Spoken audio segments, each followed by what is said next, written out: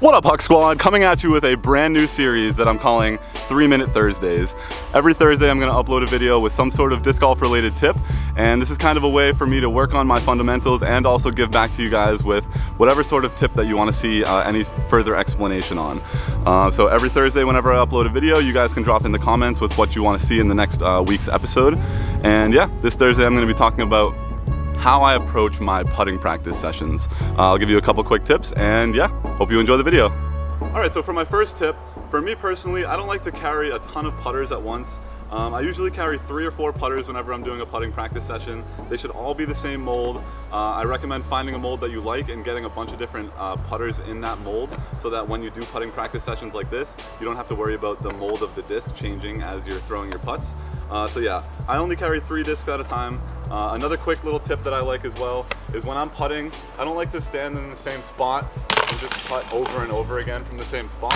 A lot of people will just kind of go like this, but when you're in a real match, you don't have that mentality of just having the chance to reset or retry from that same spot. So when I'm practice putting, what I like to do is choose one spot, take a second, make the putt, take a couple steps to the left or to the right, so that your view changes a little bit, you reset a little bit. You're not just standing in the same spot, firing putter after putter after putter after putter.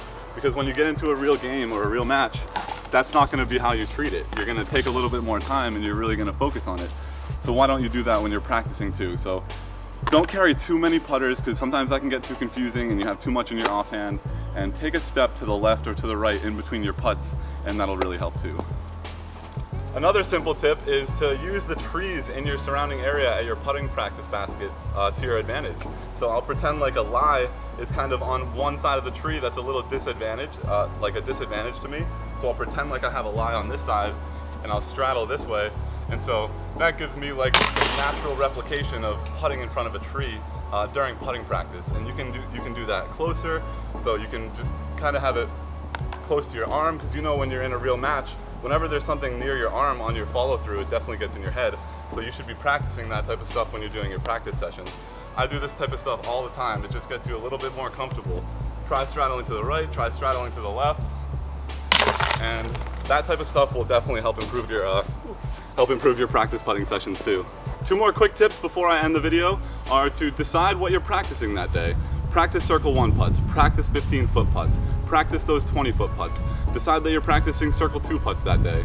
More often than not, you should be practicing those circle 1 putts, and you should be practicing those 20 feet and in putts, because when you're in a match, you want to be completely 100% confident that you're going to be hitting those 20-foot and in putts, because it really changes your game a lot. You can run your longer putts without the worry of missing your comebacker, and it will really save you a lot of strokes. So when you're practice putting, I definitely recommend drilling those 15 to 20 foot putts, because then once you get out to 40 and you miss, you're not going to be worried about the comebacker, and it really just helps drill those fundamentals in. So figure out what you're putting, circle 1, circle 2, straddle, commit to it during that practice session. And the last thing, which is probably one of the most important things, is figure out if you're a spin putter or a push putter.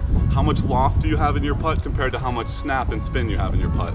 I used to be such a lofty putter. I would keep my arm straight, I would just keep it, I wouldn't even bend my elbow, and I would just kind of like loft the disc up on a straight line and hope it comes down at the right time.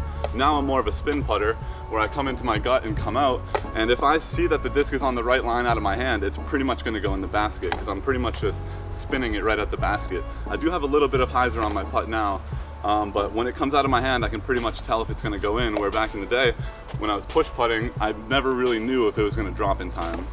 And when you're battling wind, anyone who's a push putter knows that wind is a push putter's worst enemy. You throw it up and that thing disappears. So teaching myself how to spin putt was a big difference. So that's just a bunch of different quick putting session tips that I can give you in 3 minutes. So leave a comment with what you want me to do next week, and yeah, hopefully this helped.